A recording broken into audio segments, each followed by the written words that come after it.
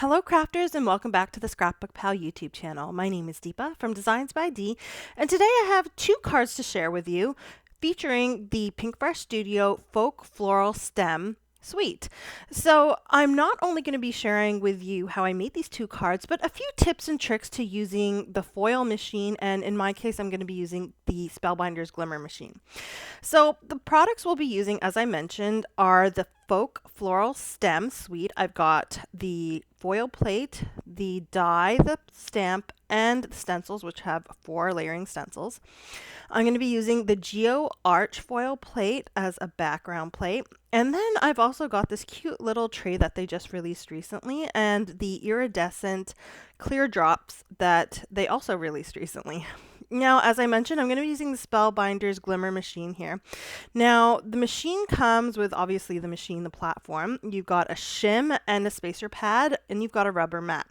Now, the first thing you do is turn it on. There's a little switch at the back, and you'll see the red light will come on. Now all you have to do is wait until the second light down that says ready turns green. So while that's heating up, what I like to do is prep my plate for foiling. Now in this case I'm using the Geo Arch plate. I've got some polished brass Spellbinders foil, and I'm going to place this on some of this cardstock here. This isn't any type of special cardstock, it's just regular cardstock. So I want to show you here that you can foil on regular cardstock, and I'll show you the good cardstock that will help you foil perfectly. So I'm just placing my foil in between the plate and the cardstock, and then I will just add a second piece of tape to hold it in place so that it doesn't move around when I put it through my die cutting machine. Now here is the gold, or the best paper that you can find for foiling. It's Hammer Mill Premium Color Copy Cover, and it's 100 pound. This is really smooth, and anytime I foil with this, my results are pretty much perfect. However, in this case, we're just using this regular cardstock, and I'm going to show you it works as well. So now I've got the green light on. This means that my platform is ready. So I can put my plate down and let it foil. But my little trick is I like to let it heat up about 5 to 10 minutes longer. That extra heat is going to give you perfect results. So now I'll place my plate down with the flat side at the back. So that's got to be in contact with the platform. Start my timer, and then I can put my spacer pad and the shim on top. So I like to put this on top while the timer is going. It's adding a bit of pressure. It's making sure that heat is contained within, and it's really going to let your plate foil very well. Now, once the timer is solid, that means it's up, and you can remove the platform piece to actually put it through your die cutting machine. Now, another tip here is that even after that timer has gone off, let it sit there for another 10 to 15 seconds longer. That will also ensure good foiling. And also, when you do this, you want to make sure you've cut your foil down perfectly, otherwise you could get over foiling. So once that light is solid, I'll go ahead and remove the portion that you can. I kind of push with my finger and pull it off. And now would be where you put it through your die cutting machine. And when you do that, run it through slowly, one way. I find if you go the other way, if you're not careful, it will double foil. So only go through one way and put it through slowly. That's my tip for putting it through your die cutting machine. Mine is a big shot, so I couldn't really show you that here. But as long as you do it slowly and one way, you should be good. I'm using those metal clips, and you can see the perfect results. Look at that. I got no over foiling. It foiled perfectly. There's no like missing foil anywhere, and it's this regular cardstock. So you really don't have to go and get that Hammer Mill cardstock. If you really want perfect results and you're just starting out, I do recommend it, but any cardstock works fine. So now I'm going to go ahead and actually foil the Folk Floral stem, and I'm cutting off excess foil here that's not needed. And this is not a background plate, so it's not as intricate. So, you know, you don't really have to be too careful, but still, if you're learning to foil, it's good to follow those little tips that I gave you. So you can see there was a bit of overfoiling. Not to worry, we're going to cut this out. Now I've got my my stencils here, and I've just got my waffle flower mat. I'm going to go ahead and place those stencils on top, and then I'll just add some Pinkfresh Studio inks to this. So I'm pretty much eyeballing it to get it in place, and then I add some washi tape behind to kind of hold the paper against the stencil. And the first color I'm adding for the floral portion is Passion Fruit. And I'm kind of just putting this on haphazardly, kind of heavy, and it really, you know, it's up to you. You get different looks with the pressure that you put down. And you can see the beautiful result. Now, there's a second stencil for the floral portion. I'll be using some of this peach fuzz, and again, I'm putting it on kind of like with a medium pressure so that I get some good coverage of color. And you can see I'm putting my brush in all different directions. If you were to do your ink blending in one direction, you'd get a darker color on one edge than the other. That's another way to get different variations in your ink blending. Now I'm moving on to the third stencil, and it is basically the open part of the leaf. So not the detail, but the open part. And I'm using aquamarine here. I'm using more of like tealy green colors because it tends to go well with the peach, and it also matches the color of the background that we foiled with the geo arches. Now you'll notice I had put a bit of washi tape over that center portion of the flower, which probably should be yellow. You don't have to do that. You could just be more careful with your ink blending so it doesn't get colored in. But now I'm just going to go in with my lemon whip and just add some yellow to that to complete the floral portion. Now I'm adding the detailed portion of the leaves. And for this stencil, I'm using Evergreen Pinkfresh Studio ink. This is a nice deep green, which really makes those details stand out. So once I pull that off, you really kind of see that these have nice deeper colors, sort of medium tones for the florals, and the leaves a little bit darker. Now my next step is to cut out the folk stem, or the folk floral stem. So I'm just placing my die on top, and I like to add a bit of washi tape to hold it in place so it doesn't shift while I'm die cutting, and you can see that cut out perfectly. Now for the sentiment, I've got the Sending Hug sentiment, which I'd actually foiled and cut out a while ago. You can see I've got this tin of all of the sentiments that I've cut out from Pinkfresh Studio. For the one we're going to be using, that was the Perfect Sentiment set. It's got a large plate where you foil everything, and then it's got a die where you can cut all of those out in one go. So I just do this ahead of time, keep it aside in this container, and then when I need to use it, I always can go back and grab whatever sentiments I need, and that's pretty much what I did here. So again, this piece is foiled with polished brass foil, which is the same foil we use for the geo arches, so it all kind of matches. Now for the sub sentiment, I'm just using a sentiment from the stamp set, and I'm simply stamping it out with some VersaFine Clear Nocturne ink. Now I'm not sure if you're aware, but ScrapbookPal recently just got the VersaFine Clear colors, and I'm so happy about that because they stamp so perfectly, even better than the VersaFine. Now I'm taking my geo arches background and I'm just cutting it down. So this will cut down to an A2 size background. I am going to end up cutting that down a little bit more because I want a border. I've basically cut out my white card base here. So this is a side folding portrait card base, and I've scored it and folded it.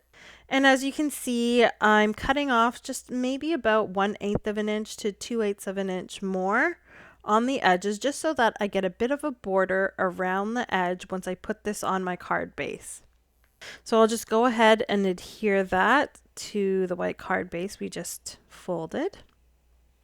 And my next task is to place that sentiment strip that we just stamped out on the bottom portion of the card.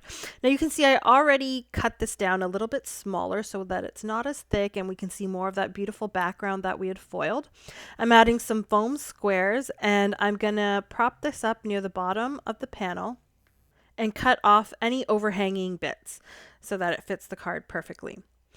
And then my next task will be to put that beautiful folk floral stem on the card. Now you can see I'm adding foam squares, but I'm only adding it on the top 2/3 of the die cut because the bottom half is kind of gonna overlap with that banner piece.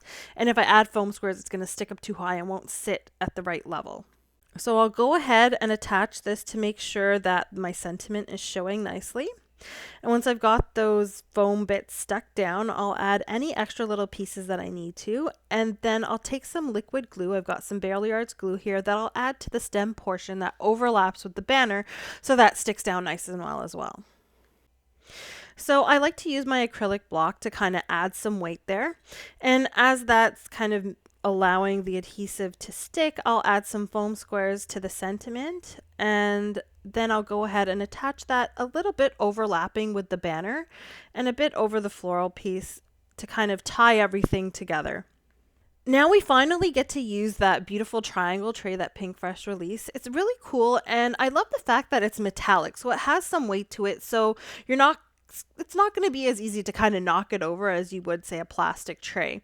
So I'm using the iridescent clear drops to kind of jazz up the background of this card, just adding a few drops here and there. And they are absolutely gorgeous. I do have to admit that. I definitely would buy another pack of these before they go out of stock. And I just wanted to show you here how easy it is to pour all those back into the package with the longer triangle of the tray. So now I'm actually going to go ahead and use the stamp set. For those of you who are not avid foilers or are not really into jumping on the foiling bandwagon right now, there's always the stamp available, and that's what I love about Pinkfresh Studio products. You can always pick and choose what you want to use based on your skill set and the tools, or the machines. If you don't have a foiling machine, you can get the stamp. So I'm going to go ahead and stamp out the Folk Floral stem, and I'm going to heat emboss it with some silver metallic embossing powder. Now I will admit, stamping is much easier. It's probably much faster, but the effects of the foiling are just something that you really can't mess with. I mean, it looks stunning, and it looks way more professional than stamping does, or heat embossing with a metallic embossing powder, because it has that added shine. But then again, it all depends on your preferences and opinions. I love foiling. If you're not, into it, stamping works just as well. So now I'm going to go ahead and add more color to this. I'm using some purples this time, purples and blues. So for this one, I'm choosing to make my ink blending a bit softer. So you can see that I'm actually starting off or on the stencil with my ink, and then I'll blend into the open spaces. This way I kind of take off the extra ink on the stencil, and I have like a soft color as I move onto the paper. So I used soft lilac for the first stencil. I used the slumber for the second stencil. For the open part of the leaves, I'm using mint. And then for the detail part of the leaves, I'm going to be using some Grassy Knoll ink by Pinkfresh Studio. Now, I also left that portion of the flower open that's supposed to be the center, and I added some lemon whip there as well. And of course, I did it in a soft way, so it wasn't as dark as, say, the other flower that we put together.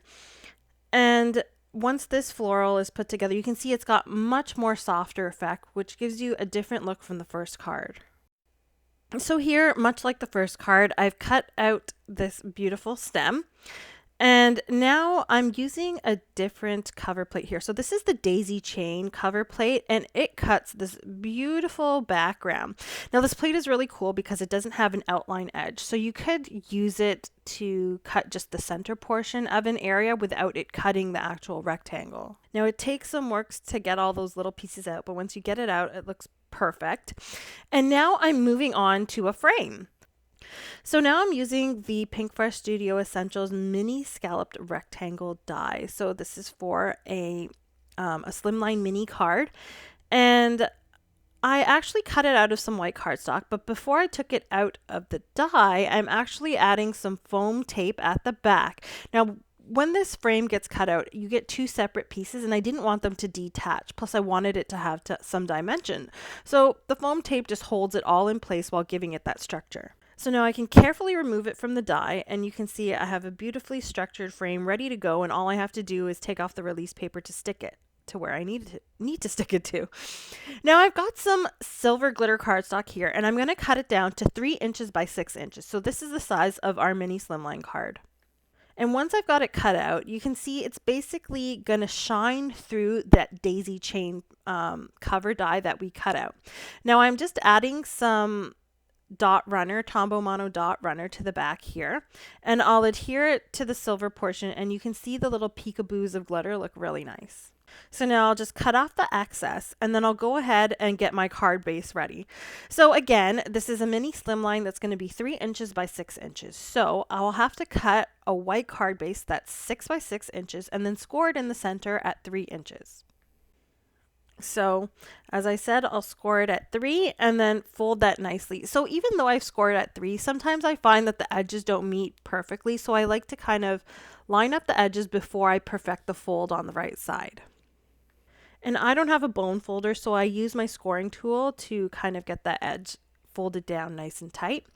Now I'll attach that daisy chain and silver glitter cardstock to the front. And now I can add my frame. So I only took off one of the release papers to line it up, and then once I've got it where I want it, then I'll take off the other release papers and make sure that's stuck down nice and good. This allows me a chance to kind of move it around if I need to without ruining my card. So for this card, because it is smaller, I'm just going to use a stamped sentiment here. So this is more of a sub sentiment, but I love these little sentiments that Pinkfresh Studio has in their stamp sets because they work perfectly on their own without a larger sentiment with them.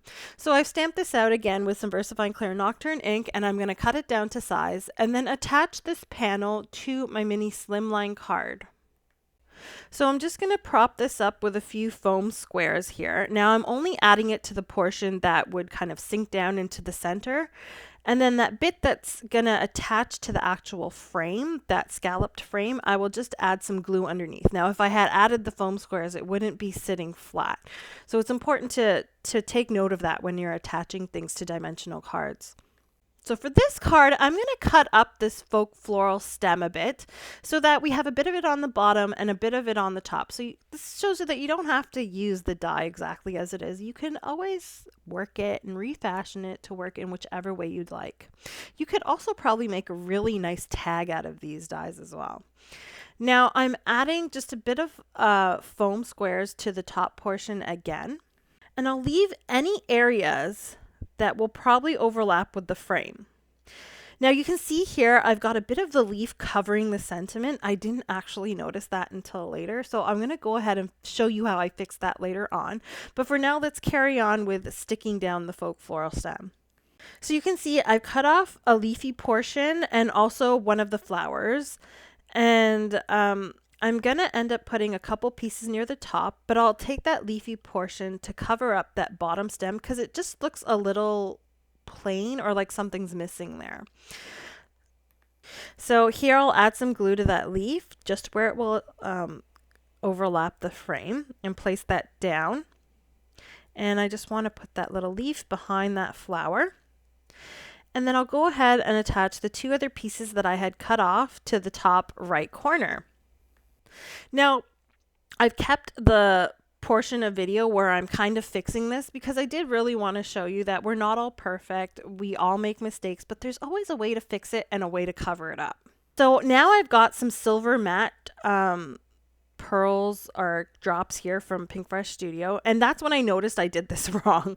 So you can see I'm just very gently and slowly pulling up this leaf, and you will recall I did stick it down with liquid glue. So you can do that, and I pull it aside a little bit because it is just a single die cut piece. It's not too rigid. I can kind of move the paper around to flexibly fold it and put it where I want it. So I'm moving that leaf down. I've attached it again with glue to make sure that I can see that sentiment better. And I'll attach all of the other pieces back in a little bit of an offset fashion to where it originally was. Now I have pieces where there's bits of ripped off paper. No worries. I took off any excess pieces and I'll cover it up with some of those droplets that we're going to put on top. So this is another reason why I love embellishments, because they work well for covering up little mistakes. So there was a little ripped portion in that small flower at the bottom. I just added one of the silver matte jewels there, and then I added a few more throughout the card where I needed to. Now to finish up, I did want to add a bit more shine, so I'm adding some stardust stickles just to the floral portions just to add a bit of shine and glitter. And I'm really not putting too much on. I'm just kind of squirting a little bit out and then moving it around with the nozzle just on the edges of the petals. And I'll do that on both cards. And I find that this little added effect, even though I've added the embellishments and that adds some shine, it just adds just a little bit of extra oomph and highlights your floral piece as well. And those are my cards for today. So I hope you all enjoyed this tutorial and that you're inspired to use these products to create some cards of your own. The featured stamp set and the entire suite is available in the ScrapbookPal store, and all of the links have been listed in the description. Please don't forget to subscribe to the Scrapbook YouTube channel and hit that notification bell to be notified of future tutorials. I hope you all have a great day, and I'll see you again next time. Bye.